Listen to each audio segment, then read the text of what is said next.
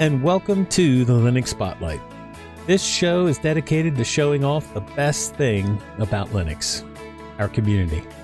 This community is made up of developers, distro maintainers, everyday users, and YouTubers. Each one plays a vital role in our community, and the goal is to have a discussion with each individual about their journey into Linux and beyond. So join me now as we turn the spotlight on.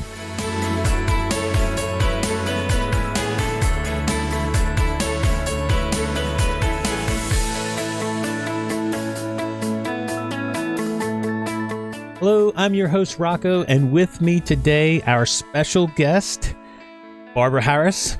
Barb, how are you? Oh, I'm fine. Fine. How are you? I am doing excellent. We are going to sit down, have some coffee, and talk about Linux. Mm-hmm. Okay. Or tea. Or tea, whichever you prefer. I have my tea. It's afternoon and evening. I have tea. There you go. If I have coffee, I'll be awake all night. Well, Barb, people know you from seeing you on Biddle. They know that you're like an active member in the Telegram group and the discourse now. You are a big supporter of Ubuntu Mate. Mm-hmm. Yes, I'm the fangirl. I'm the one who called myself the fangirl. You even self-labeled yourself as I did. I was the first one to call me a fangirl. So, they can call me whatever they like now. But besides being the Ubuntu Mate fangirl, mm-hmm. Who is Barbara Harris personally? I'm a person I have a lot of interests, and they're not all computer and technology, although a lot of it is computer and technology. Obviously, everybody knows I have 3 cats and a dog. We hear them every week on Biddle. Huh? We hear them every week on Biddle. Yeah, we hear the dog howling because she wants to join in. Then the cats walk back and forth. No, I'm a person with a lot of different interests, and Linux and computing and technology is just one of them. Right. So what hobbies do you have outside of Linux? Okay, I am a knitter and a hand spinner. So I make yarn and I knit, and I do everything from socks to sweaters to you name it. And I've been doing that for years. And I also am into photography a lot. That's something I got into when I was about 17. So yes, I go back to the days of film, black and white film. I used to roll my own cartridges. That sounds really strange. Okay. Roll my own film and develop it and everything. And I had a dark room. And then my father at one point, because he was into photography, he set up a really nice dark room in the house. And he made it so that I'm left-handed. And so the way it worked out, he could use it without feeling, you just kind of move a few things around. And so either one of us could use it properly, nicely. So that's one thing. I mean, I really wasn't. I still am into photography. Not as much though lately. What do you take pictures of? Like, what's your favorite thing? A lot of nature. I love to do macro photography. The close-up view of something no one normally thinks of, like lichen and fungus and all these weird little things, or get really close up to some flower or something and look at it not just as it's a flower, but you can see the pollen grains and stuff like that. So that's the type of stuff I really like to do. Don't like to photograph people. Yep. Yeah, I'd rather be behind the camera instead of in front of it. So I could never do what Wendy does. I'm really impressed with what she does because it's just not my thing. Right. Just give me a camera and a tripod and let me go, and a long lens and a macro lens, and I can go schlep in the woods all day. There you go. Hey, that's what you enjoy. So That is awesome. Yeah. And now everything I do is digital. Very nice. I went digital in 2010. No more darkroom. No. And with all the crazy chemical sensitivities and allergies I have, I really couldn't. Yeah. I'm glad in a way things went to digital, even though I still think film is better. You get much better images with film. I don't care how many megapixels an image is. Because it's discrete. It's, ultimately zeros and ones. You're not going to get that full tonal scale. It's not analog. And the same thing, it's just like with music and sound. It's not the same. Oh, and there's one other thing. I played the bagpipe for 20 years. Bagpipes? Yes. We have 2 pipe bands in town, and I was in the oldest one. And yeah. So yeah, I played the bagpipe for 20 years. So you're going to play for some of it now, or what? Oh, no. It would take all your settings and stuff and just kind of pin all your meters, even if they are digital. Well, that's actually pretty cool, playing the bagpipes. Yeah. So yes, I do play the bagpipe, and that's why my name, if you notice, I use Piper Barb. Mm-hmm. Yeah. And nobody else uses it. I've been using it now for, I think I started using that about 1995. So it fits. Yes. And that's where it came from. I started playing the bagpipe in 1993. Long time ago, Barb. Long time ago. And yes. In a century far, far away. Yeah. Well, time seems to be flying faster nowadays anyway, so. It does. And I think I've read about that. Why time flies fast, why we think as we get older. It's because, 1, we have more experience in our lives. And 2, we are so busy. If you take a day, which I know it's really hard, to just, chill out and whatever, all of a sudden time slows right down. That can't happen. No, but it doesn't happen to me too often either. But it does happen. And it does make a difference. You used to work in the education sector, right? Or you still do work in the education sector? Well, I now have the best part-time job in the world. It's called substitute teaching. Let's see. Normally it's from 8 to 2:30 with a half an hour for lunch. And I walk out the door and I don't have to worry about a lesson plan, a parent, or anything. But before that, I taught for 11 years. What grades did you teach? High school science. My primary certification is chemistry, but I can teach all 4 sciences. Very nice. I never bothered to get my math certification, even though I had enough math to do it. So. Well, you seemed like you enjoyed it. So, I mean, I love it. But you seem like you enjoy substitute teaching as well. Oh, I do love substitute teaching because once the kids get to know you, and I like working with at-risk kids. This is the other thing. So I substitute teach at the local BOCES. And the kids there, once they get to know you, they really, and I found this across the board with at-risk kids, they really will ask intelligent and interesting questions. Whereas like the regular or normal kids, if you want to call them, or whatever, the kids who are not considered at risk, they're afraid to ask questions because they don't want to look stupid.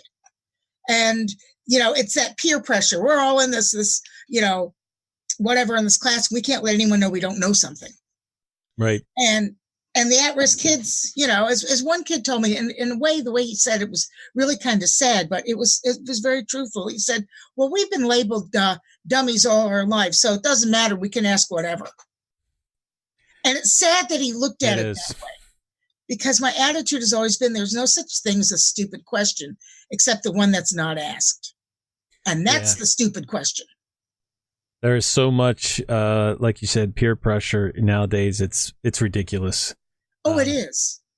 And it keeps people from actually learning because, like you said, they don't ask the questions that they need to ask, and they go on without learning what they should be learning. So yeah, and I mean, I think it's different now than like when I went to college. I remember I had to take philosophy. That was painful. And English Lit. Well, English Lit wouldn't have been bad except for the professor who said he was talking about John Donne. I think it was John Donne who wrote this epic whatever. And I said to him, I said, okay, the guy lived in the 1600s. How do you know if this is what he really meant? Did he leave any notes, any journals, anything? And he said, no. And I said, well, how do you know? And then he turns to me and he goes, what's your major, young lady? And I said, chemistry. He goes, well, that explains it. Never answered my question. I never asked another question in his class for the rest of the semester. That right there, he lost you, Barb. Yes. He lost me, and I didn't take another English Lit class until my senior year. And then I took fantasy and science fiction. And it was for non-English majors, and it was great. Well, coming from the education sector, you have like a unique perspective on this. So how are people in that sector receptive to Linux, or are they at all? Around here, it doesn't see. Once in a while, I'll get a kid who's receptive, but teachers think that I'm like strange. They really do. They go, well, why would you use that? Windows is fine. And no, I mean, I like using it. I like the fact that I can tailor how much privacy I have. And I think because in growing up, my father was a lawyer, and he had always, said your right to privacy is one of the most important things in life. So I'm kind of very conscious of that. But I live in a Linux dead zone. It's a vacuum. There's a lot of that, though. Or yeah. There's a lot of Linux dead zones. But once in a while, I do come across someone, a kid in school, who finds it really interesting. Or one student I was talking with one day, he said, oh, yeah, we're not allowed to use anything except Linux at home. His father is a survivalist, so he's really big into all the privacy and everything else, and not being spied on. And he said he's not allowed to use anything else but Linux. Well, yeah, I like him. I'm just saying. I know. Well, one of the reasons I really like it is that it's I can control how much information I receive and what goes out, and that to me is important. Yes. Well, I always say that everybody has their different levels of security as far as what they're comfortable with. But it's awesome that the level of security is basically in your hands. So. And I think with the way everything is going, the only way you're going to have any security is using Linux. Yep. Because it's just too ridiculous. Well, let's go back before Linux and let's talk about what you started with computers on. Like, what was the first computer you used? Okay. My first exposure to a computer, an actual computer, was back in my senior year in high school. And I grew up on Long Island, so I went to school down there. And IBM had a facility in Syosset, which was Syosset, Glen Cove, in that area. It was about 15 miles from us. And they gave our school one teletype terminal that was directly connected to IBM, so we could play with it. So that was my very first exposure, which I thought was really kind of cool. And then I, graduated high school, whatever, went to college. And then every year in the summer, I always took courses because I had to take stuff to make up so that I wouldn't be taking 23 credit hours every semester, I did that one year. It was bad. It was tough. Yeah. So I always took courses, but the summer between my junior and senior year in college, I didn't have anything to take. And I thought, oh, what am I going to do? I'm going to go crazy. All I'm doing is working in a drugstore. And the rest of the time I'm like reading a book or walking around or So I took APL programming, and it was 6 weeks of APL, which was an interactive interpretive language, and 6 weeks of PL1, which was one of the first structured languages. And both of them were IBM, because at the time I went to it was SUNY Binghamton at the time, and they've renamed themselves to be Binghamton University. But they at that time, IBM had provided to the school a complete mainframe for the school to use. But what the school had to do was develop some kind of a master's program. So they had started that in 1973, and they were one of the first schools to have a graduate degree that was accredited in computer science and system science. And my graduate degree was system science. But that was for the first place I used it. And I goes, oh, this is really cool. Then in my senior year in college, I took PChem, physical chemistry lab. And we would have at times 1,000 data points. We're supposed to plot these by hand. I said, wait, I know this really, really cool computer language that does everything with, you put in a formula and calculate for every item in the matrix, every single item. And so I said, this is great. So I did that, and I told it to print it because they had thermal printers at the time. And I staple all my stuff together, and it looked really good, and I handed it in. The professor said, "You can't do that next time." I said, "Why not?" He says, "It's not in Fortran, and it's not fair. Most of your fellow students don't know how to use a computer." This was chemistry. This was science. And I thought, oh my God, this is like so ridiculous. So what I did was I actually still used the computer to do it, but I scaled the graphs for the graph paper. And then I just traced over it. That is awesome. Yeah. Oh, yeah, that was one of those fun things, And he never realized I traced over it. Hey, it's all there now. But it was like dissuading me from using technology. Yeah. He should have said everybody else has to learn it. But what it was, I didn't. If I had used Fortran, he probably would have accepted it. Well, transition that to where you get a computer at home. When is it that you get a home okay. computer? So then I go into graduate school in chemistry, become so allergic to everything I'm working with. I spent like at least one day a week in the emergency room at one of the hospitals here from just the solvents and everything. So I said, what can I do that I like? What can I do with my science and whatever? So I went and I talked to the engineering school, which had system science, and that was it. So I ended up getting my master's in system science, which was modeling and simulations. Systems design. And in terms of systems, we're talking about real systems or modeling. My master's had to do with modeling the two-dimensional folding of transfer RNA, that kind of thing. So I used my science. So that was probably one of my most fun programs to do, was to write that one. So that's what I did with, that's how I got into really doing computers. So then I worked as a systems analyst and and programmer in an engineering company that did work for the Defense Department. And I did that for over 6 years. And that, after a while, just kind of got to me. So, it was just too, you always felt like somebody was watching you, but because we had to have secret clearance and all this stuff. So during that time, I got my first computer. So that's like 1983. I get my first computer. And I guess it was always a type who liked portability. So I got it was made by Columbia, which was a computer manufacturer at the time. It was very much like the Compaq luggable. In fact, it was the equivalent. It was, and that was my very first computer I had at home. And I would take that thing everywhere. I was going to say, and you loved it.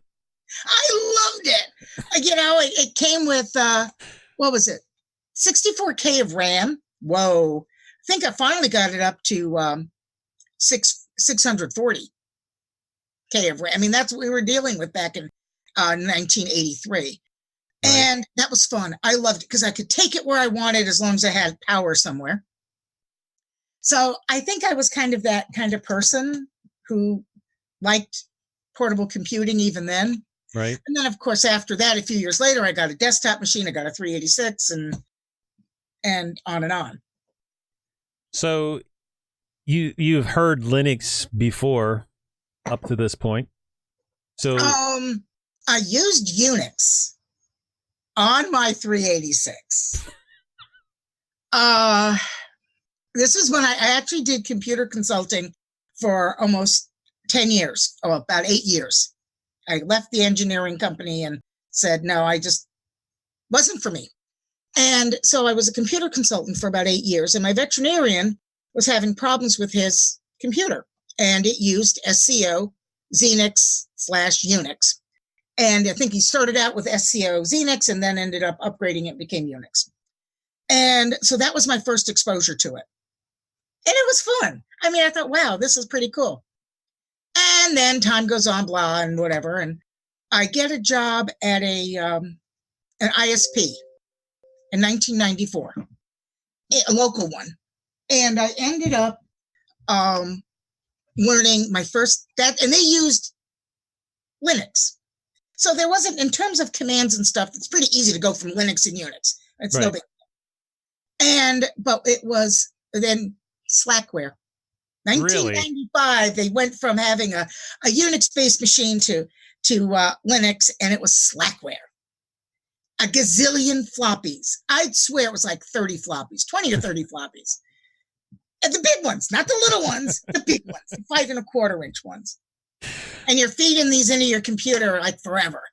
And okay, so you get a terminal, you get a TTY, you know, and then you have to configure it for your graphics. You have to configure N curses for your keyboard bindings and everything. And now you wonder why I really don't want to do that. Because you've done it too many times before. Too many times. And even though I made sure that I had gotten a graphics card that was supposed to be compatible and the particular RAM that was supposed to be compatible and any expansion boards and printer and blah, blah, blah, you still had problems. It still took like 3 weeks to get it to work. So when do you decide to try it like on your desktop at home? So I did it there. I used it there for a while.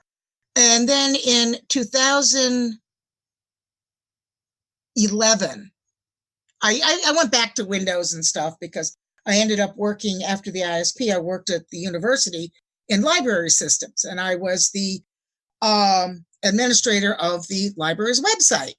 And we started out with a Sun computer and ended up going to Windows.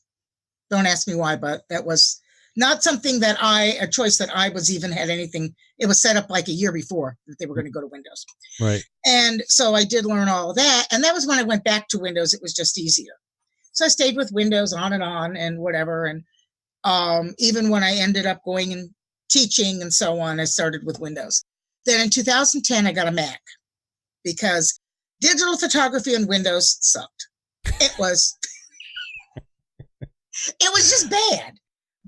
So I got a MacBook Pro, and then the following year, that was 2010. Then the following year, I'd gotten a nice new XPS 17 and said, I'm going to try Linux on this.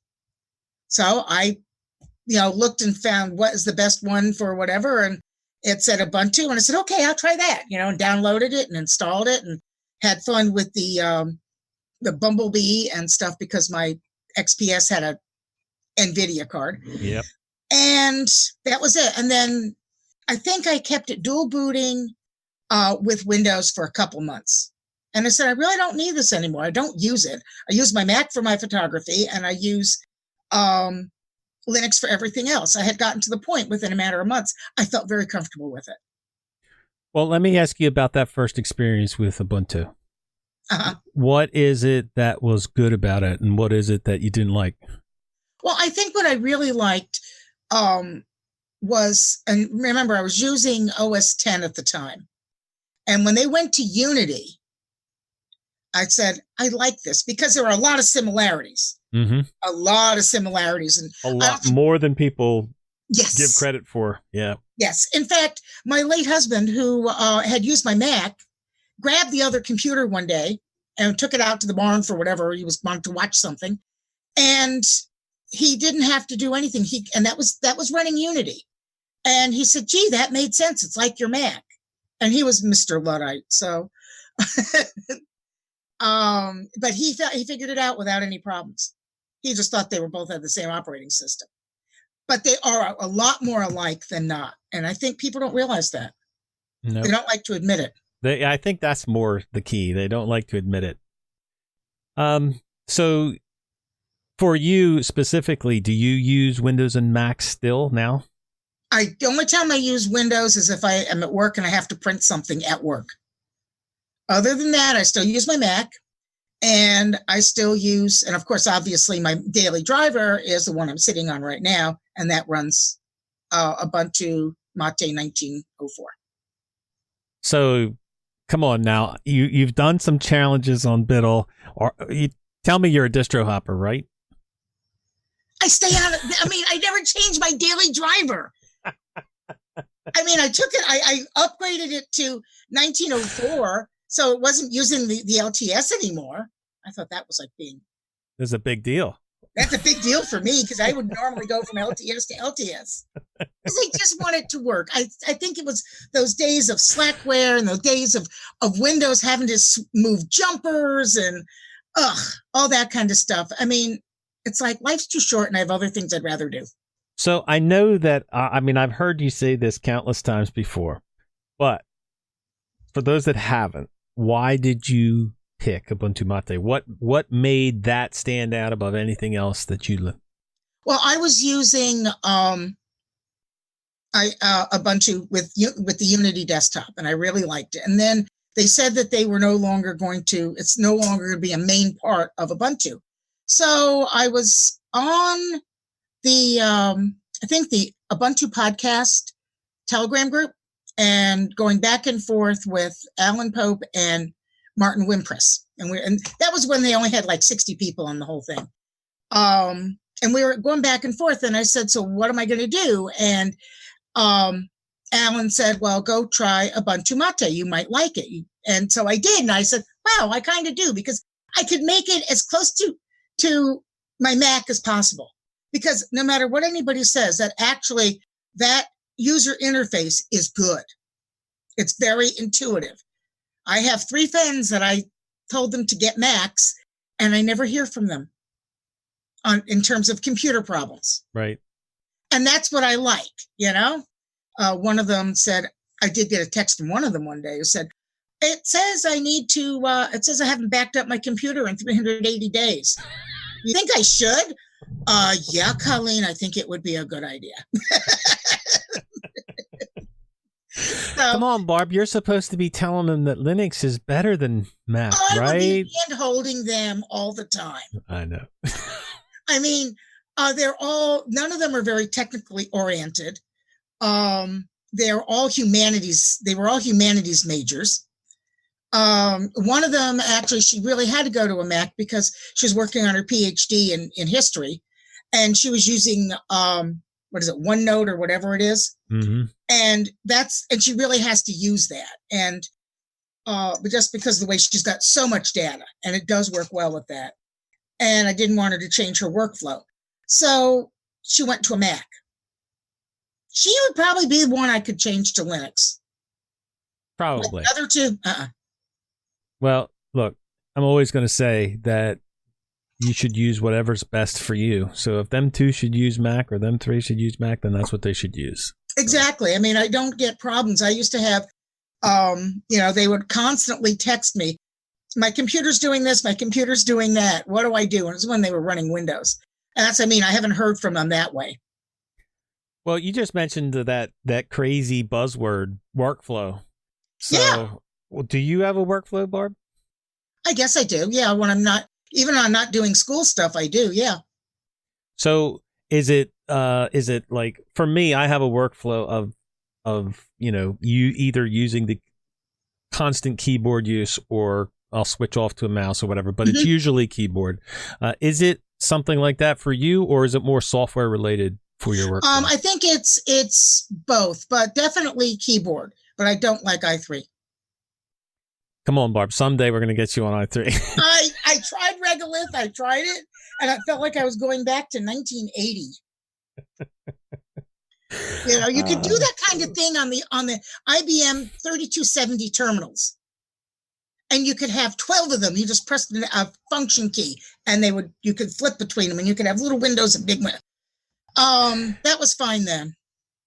But see, I love that because that is something that I say where, like, having a nostalgia moment about something is nice. Mm-hmm.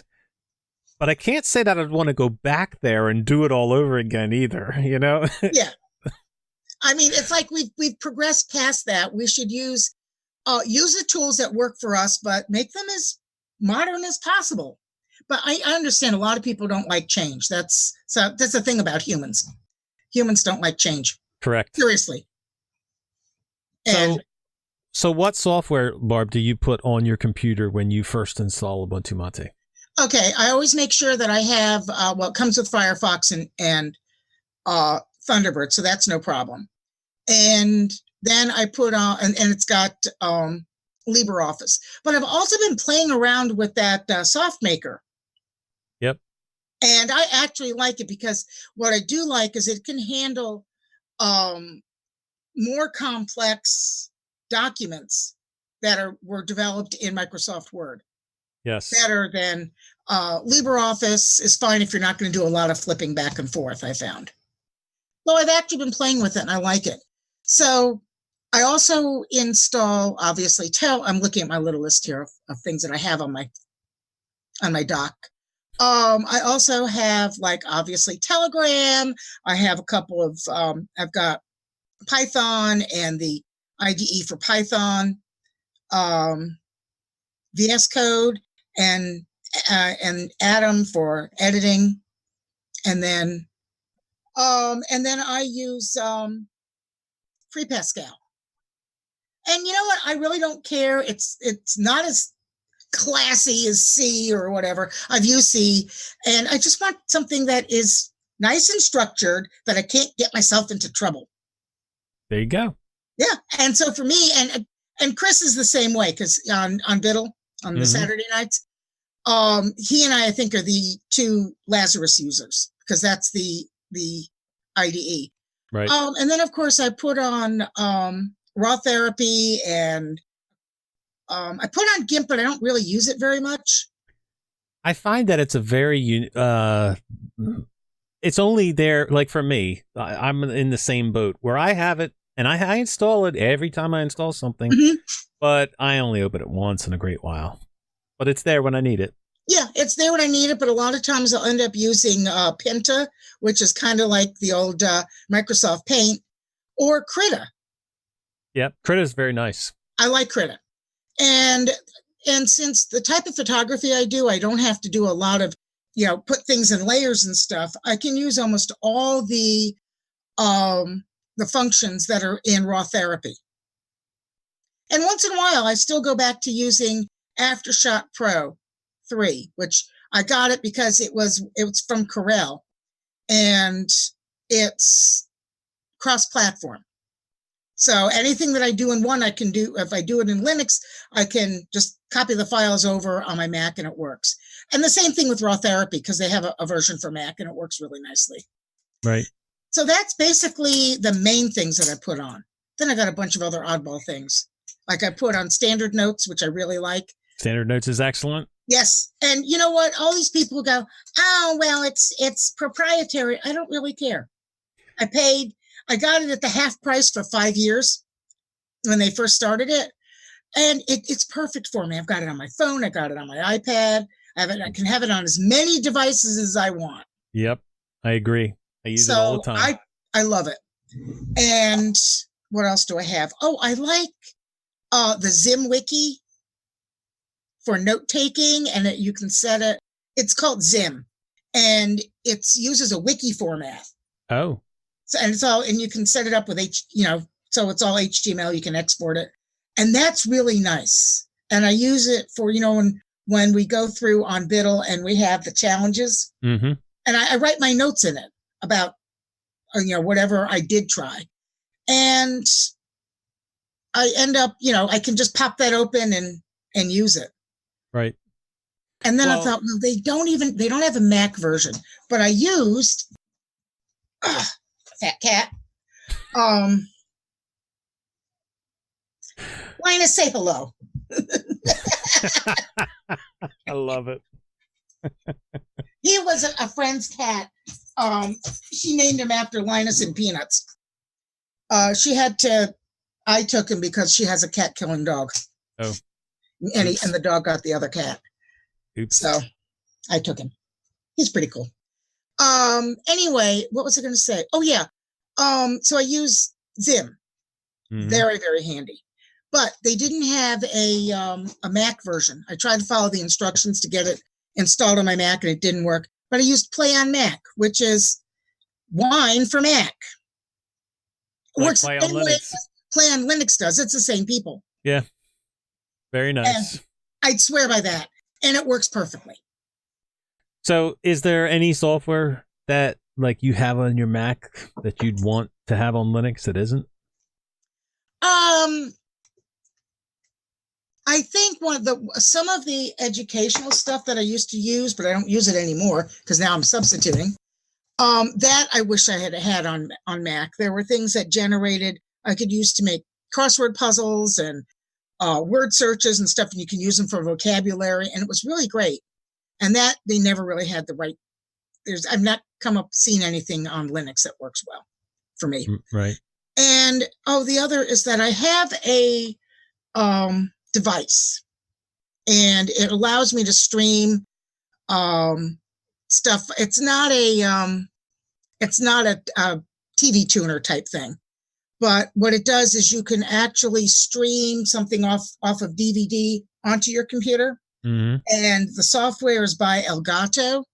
Yep. And the device is actually pretty generic, and it can be used with Linux because there are other devices I can use to take stream stuff off my VCR onto Linux. But that one I really wish, because it can do stream stuff off your DVR.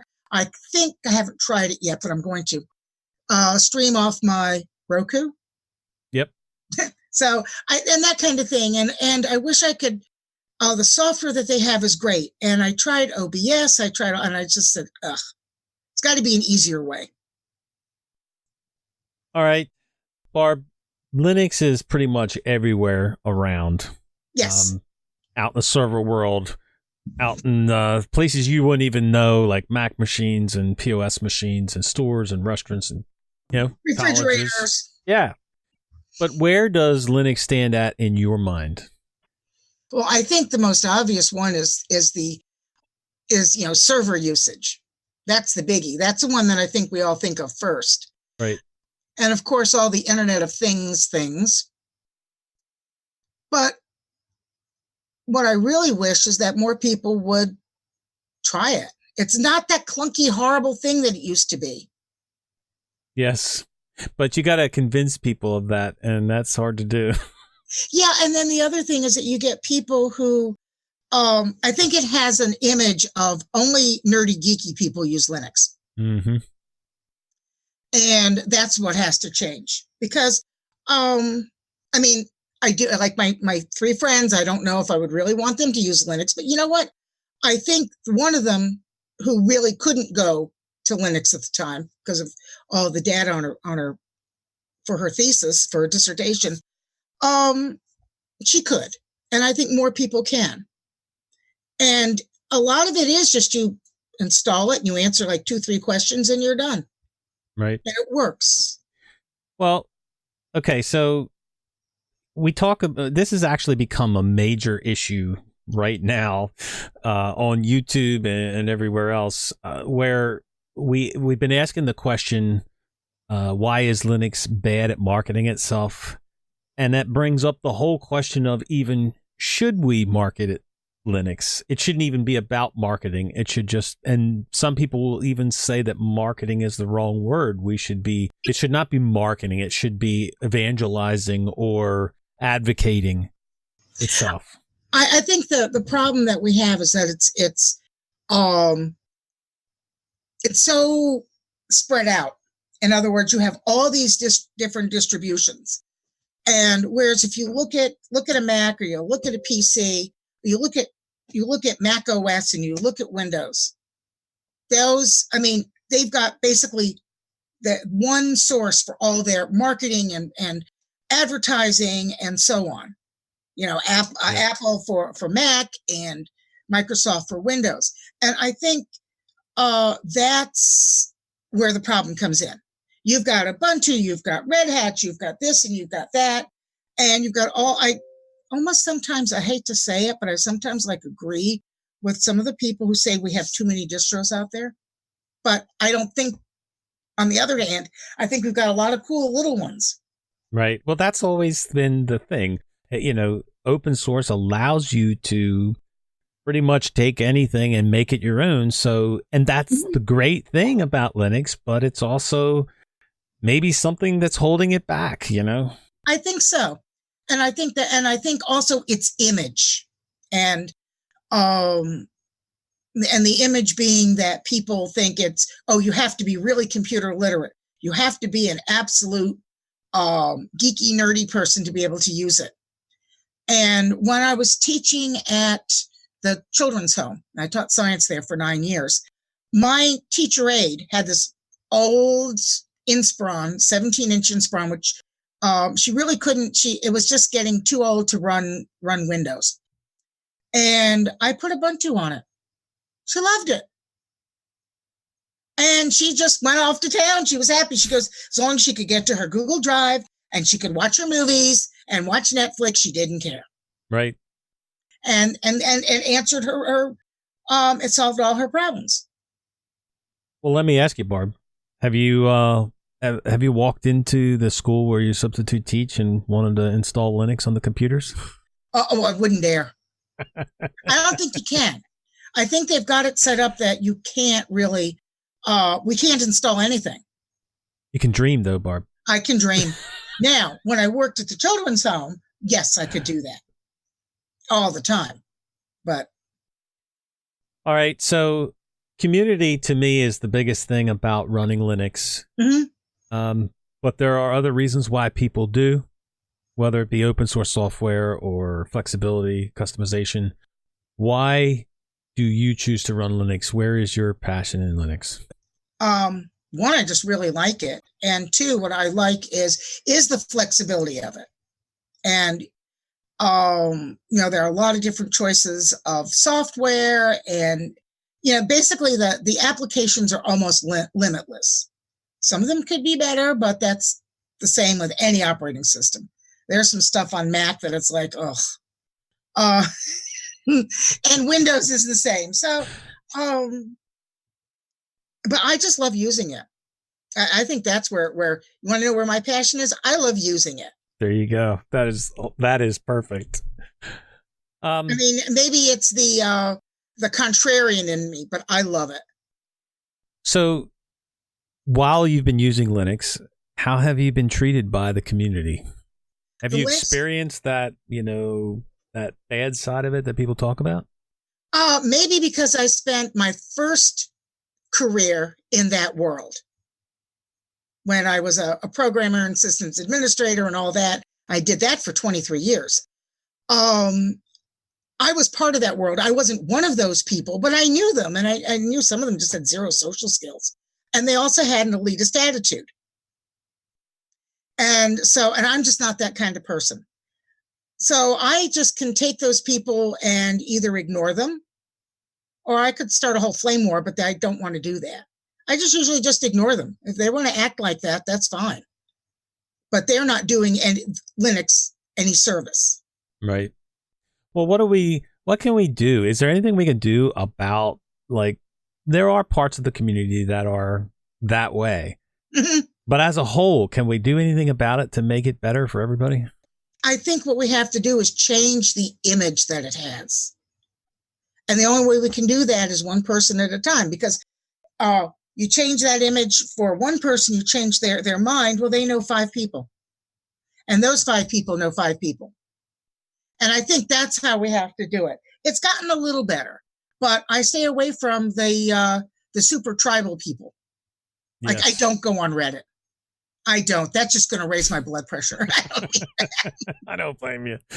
Once in a while, I stay off Reddit. I stay off Stack Exchange.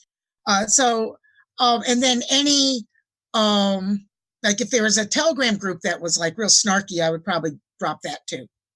Right. Because I just don't think, one, it doesn't serve anyone any good. It doesn't. It doesn't serve anybody any good. And, you'll have reasons why people will, I just seen a YouTube comment today about the whole RTFM thing. And the guy was saying how you should RTFM people because some people are stupid. And I'm like, I just don't get that. That's the attitude. I just don't get that. That's enough to drive me insane. How can you possibly have that opinion? Well, I guess you can. Some people can. But how can you possibly have that opinion and still love, things that love Linux and love the people around the community and all this stuff? It's just goes against everything. I know, but there are people like that. But as I said, I worked in that world for 23 years. And, there were some really, some of them even thought that, gee, you're a woman, you shouldn't be doing this. I even ran into that. Yeah. And it's like, and it's like, I mean, when I was growing up, I was the only girl in my neighborhood. So all my friends were boys. When I was in, high school and stuff, I was in math and science. I was around guys. So to me, it was like, that's just guys. Right. But, they would say something like that. And it's like, really? So I've heard all sorts of stuff and I just ignore them. I don't get upset anymore. Well, you mentioned earlier about your programming and like your favorite project that you worked on. Mm-hmm. What programming have you done? Okay. One of the first big ones that I did was one to model, and I used APL for this, it was perfect for it. One was to model the spares on the avionics of aircraft, of helicopters, actually, of Navy helicopters, for maintenance repair, if that makes any sense. So anyway, what it was is, let's say if you have a component that dies, it gets pulled out and another one replaces it. Yeah. And then you have to, how long does it take to get back to the depot to be repaired and so on. And that one I ended up giving a talk at the Society of Women Engineers National Convention back in 1984, 85. So that's one of my coolest ones because I actually got published. But that was a cool one. And then of course there was a one with my master's with the folding of RNA. Taking the whole university website and redoing it. The whole libraries. Holy mackerel. Yeah, I had to redo that because first of all, it was wide open. The first thing I did was lock it down. And then I had to go through and see which faculty had what on our server. And one guy had some totally inappropriate stuff. So when you actually search for the libraries, using, I think Google was already there. Searched using Google. It was the first one that showed up. And it was totally inappropriate. It was a certain type of Victorian art. So anyway, so that was taking the whole university library's website and redoing it. That was fun. Well, so you're obviously used to coding things. You obviously ran into problems over those years. Oh, yeah. Do you have any stories of big problems that you solved? It doesn't even have to be big. It could just be a problem on your computer that you solved that you just said, yes. Oh, God, I had so many of those. I can't even think of one right now. Usually it was the printer stuff. And once I figured it out with one printer, this was when I worked in the libraries. We had the printer problem. Oh, and then we had something happened with one of the Active Directory servers. And so I was working with a coworker, and she was sitting there and changing each one by hand, going in and resetting their profiles. And it's like, oh, come on, Karen, we got to do this. There's an easier way. But she was from the world of mainframes, and that's how you did it. Right. Because she did, most of the time, she worked on just the catalog, and that was running on an IBM mainframe at the time. And so I came up with a cool little batch file that did it all. Nice. It took me about 20 minutes to get it to work. And then I just used this batch file and it did everything. And it's like, I'm done. I did my half and I'm done, waiting for her. Yep. Yep. So that was a cool one. That was probably one of the coolest ones. So, we have like a broad level of users in Linux. Like there is some are advanced users who are going to install Arch. And there are users that are, brand new and just trying to learn things. So how do we take both of them and put them together to make the community stronger? Because right now, like I said, you got guys that are out there RTFMing people and because they're stupid, and like how do we make this work? I don't know. I honestly don't know. I think we just have to I wish there was some way we could take those people, the RTFMers, and just kind of marginalize them. That's almost what you have to do. And I mean, that's the only thing that I can think of. I mean, because they have been, so for so many years, they have been the typical Linux user. Yeah. Well, we're changing that, Barb. Yeah. We're changing that. And I think you hit it on the head there, where you have to produce more people that are willing to help than there are people like that. I mean, I'm always willing to help. And there are people on Telegram who have actually, messaged me privately and asked, can I ask you a question? And they had a question where they were trying to do something and like theming and so on. And I would help them the best that I could. And if I knew I couldn't help them with something, I would say, I can't do this. But yeah, kind of like what Nate does. Yes. He's very willing to help. We need more people like Nate. Agreed. And always, that's what we need. Because the others are just, they are toxic. Yeah. And unfortunately, I think the fact that we've become so tribal in everything, and not just here, but everywhere. Everywhere. That's the problem. We somehow have to get past that. Well, when you have a problem that you can't figure out, how do you learn about it? I mean, do you learn more on a wiki, or do you go to forums or watch a video? First thing I do is I do a search on whatever my problem is. And then, I look at different websites and I'm careful about, I don't just go, oh, this one looks really good and really easy. Because that's when you get in trouble. You just blindly type stuff in. And so No, you got it wrong, Barbie. You need to copy and paste from the internet in. That's even worse. Just saying. I've done it, though. I know. I think that's the one thing that we all talk about that we've all done. And when I find things that I think to myself, oh, I know I'm going to run into this again, I use standard notes, and I've got a whole thing of all these, cool Linux things. If I need to fix this or I need to fix that, so I don't have to go through and spend 10 minutes looking for something. But I search first. And if I can't find it, then I ask. Like I had a problem with OpenSUSE, and I couldn't find an answer anywhere. So I then asked Nate if I could PM him, and he said yes. And I told him, he gives us like one simple little command. Yep. And never would have thought of that. But and I wrote it down, and I've got it in my notes. In my notes. There you go. Because it's something that can happen not just in OpenSUSE, but in any other distro. Had to do with something with seeing the DNS or something. So what do you think of when you hear the term the year of the Linux desktop? You think that we'll see that? Does it even matter? I don't think it really matters.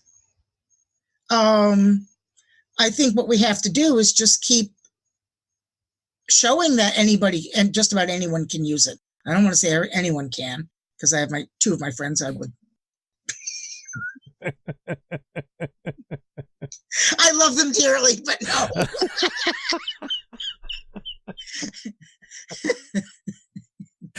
Oh, geez. That's sad, isn't it? It's all good. One I've known for 20 years and the other one I've known for 25 years. So, and no, I would never. Well, okay. And that goes back to some points people were trying to make, like that.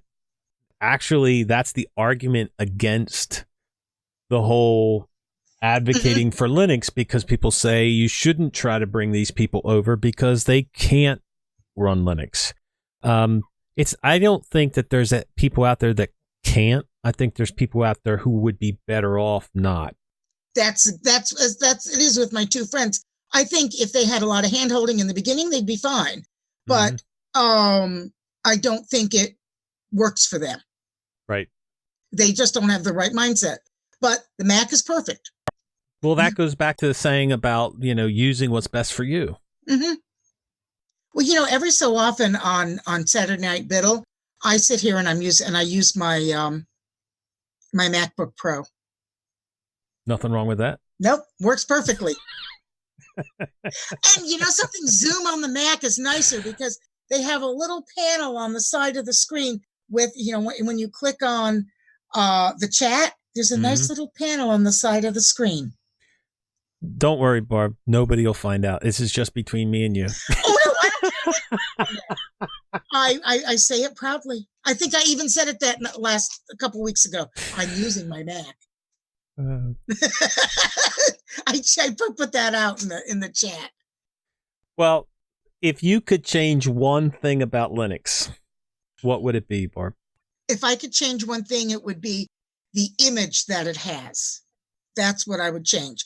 And that again goes back to that the RTFM people, and there's a snobbery about that seems we don't have it too much in the Telegram, as much in the Telegram groups, but there's a snob thing with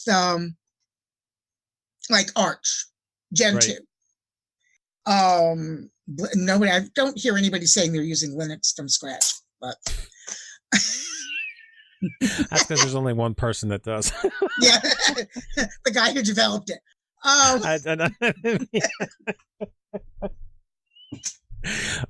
Just teasing. That's okay. No, but I think it's because that I think it's the image that Linux, the image of Linux users. Yes. Like when I talk to people and somebody says, "Oh, what do you use?" and I say, "I use Linux. I use Ubuntu." They look at me like I've got three horns growing out of my head, and I get those same looks. Trust me. They don't even know what it is. No, they don't. Most people do not. They've never heard of it. Nope.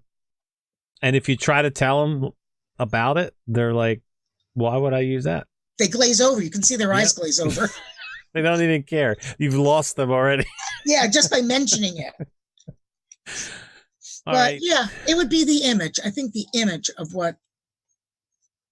Yeah. Of the typical Linux user. And yet there's so many people who are not like that. There are. And, that's why I said about earlier where we got this reputation from it actually being there. But we have so much to do in trying to change it back that we have to we need more guys like Nate. Just saying. I love Nate. I love the fact that he it's not that he sees everything through rose-colored glasses. He tries to see the good in things, the positive. And we need more of that. Tries. There are times where he doesn't see much positive in it, and he's honest with that. Yeah. But he tries to see the positive, and that's the important thing. Yeah, I mean, it's like when we try all the different distros. I mean, I'm not going to go switch my main machine. You can just forget that. Right. Nor the backup machine. Neither am I, Barb. Nuh-uh. You're still using Pop OS? Still using Pop OS. Because it works. You know why? It's just everything's set up perfectly for me. Why do I want to change it? Exactly. That's my feeling. I've gotten past that point where I want to do all the fun stuff, and it's like you just want it to work. I just want it to work. I want to be able to turn it on, check my email, play around with whatever it is I'm doing, and like this afternoon, I actually updated my website. It's on the resurgence of fountain pens. Really? Yeah. So, and it really amazed me. I don't know, how did I come in? It's because I do some journaling, I do some drawing, which is really kind of pathetic drawing, but that's okay. But I discovered fountain pens a few weeks ago. I used one all the way through college. So It's not that I didn't know about them, and all the way through graduate school. And I thought, well, now they're, nobody uses fountain pens. Are you kidding? There's such a resurgence of fountain pens. And I think it's from all the people doing all these journals and everything else. You can get disposable ones. Go to Michael's or AC Moore and get them. Really? Yeah, for $3.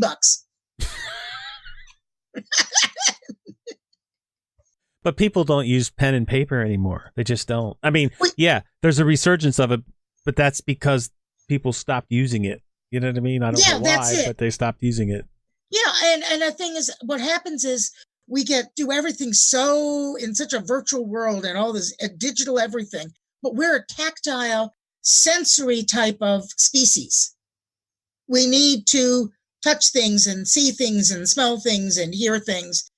In fact, they've done studies, and there was this one professor, I think it was a law professor at NYU. She wrote an opinion page in the New York Times Cup a number of years ago. And when her students started coming in with laptops, she noticed that after a couple of years that the grades are going down. So then she decided one semester she'd say no laptops, and made her students write by hand, take notes, and so on, and the grades went back up. And what they found, and later they've done studies, because when you write something down, when you've heard it, like you're learning something in school, you're listening, you're seeing, and then you've got the kinesthetic part of learning, of writing. Yep. You don't get it when you're typing, but you get it when you handwrite. And it's not 90 miles an hour typing. You know what I mean? Where you're basically just inputting words while you're thinking of something else, and it's in there and you forget about it. Yeah. But when you write it down, you're seeing what you're writing, you're seeing what's on the board, you're listening to what the person's saying. And it was interesting. Then, I read that article, and then a couple of years later, I read a study that somebody had done about that. Very nice. Yeah. So, Barb, thinking back of the reasons that you chose to run Linux in the first place, do those reasons still apply today? I think so. Would I ever go back to Windows? No. If Linux suddenly disappeared and there was no Linux, I'd go back to my Mac and I'd be fine. Because guess what? On the command line, yeah, they're almost the same. They're both they both use, Bash, which is nice. I would do that. No, I think I wouldn't. I think my reasons are still the same. I think it's it's much more stable. Ubuntu was always pretty stable. I mean, once in a while it would get kind of freaky. But nothing as bad as Windows. No. I think the one thing that has gone way better since that time is the stability as far as when you have to install something. It's so much easier to install now than when it was, especially after the install of the operating system, like drivers and stuff like that. I mean, can't beat where we are right now. And Windows doesn't even have that in some respects. Updating software, I just click my little updates thing and it goes through, and I can be using my computer. It takes 10 minutes. It can download, half a gig of stuff, and sometimes there is that much. And I only did an update 2 days before, But yeah, and I'm using my machine the whole time. Yep. And I don't have to reboot it till I'm done, till I'm ready to reboot it. Not this, your computer is working. Your computer is ready to, reboot. No, I'm in the middle of something. Yep. It gives you your computer back. Yes, that's the thing. And it's faster. It is, to me, it makes more sense. I think when they came up with Windows 10, they were looking at it from a tablet perspective. And that's a strong market. There's a lot of people that, do most of their computing on a phone or a tablet. Yep. I mean, I get that, but I'm still always going to want a desktop. Regardless of how many laptops I have, regardless of how many tablets or phones I have, I'm always going to want a desktop. Yeah, whereas with me, I'm always going to have that Anchor type laptop. Yep. And it's always going to have a 17-inch screen. Is there anything else you'd like to share with people, Barb? I don't think so. I think that's plenty. I think we covered a lot. All right. How can people get in touch with you? Obviously, they can find me on Telegram. They can, if they want to, they can email me. At my regular, the Piper at stny.rr.com, the same one that I gave you. Or through my website, which is handknitsbybarbara.com. There you go. Which has a whole thing about fountain pens today. Today, it's not about knitting. It's about fountain pens. Right. I put that category as musings. Very nice. Yes. So, and I'm not always really good about updating. But yeah, but I do get all the emails, so that's not a problem. Awesome. Thank you, Barb, so much for joining me today. Oh, you're welcome. Thank you for asking me. It was an awesome conversation. I loved it. Even with the cats. Even with the cats, it don't matter. And the dog didn't bark. Thank you all for joining us this week as we spotlight the best thing about Linux, our community. Mm-hmm. Until next time, long live Linux. Long live Linux.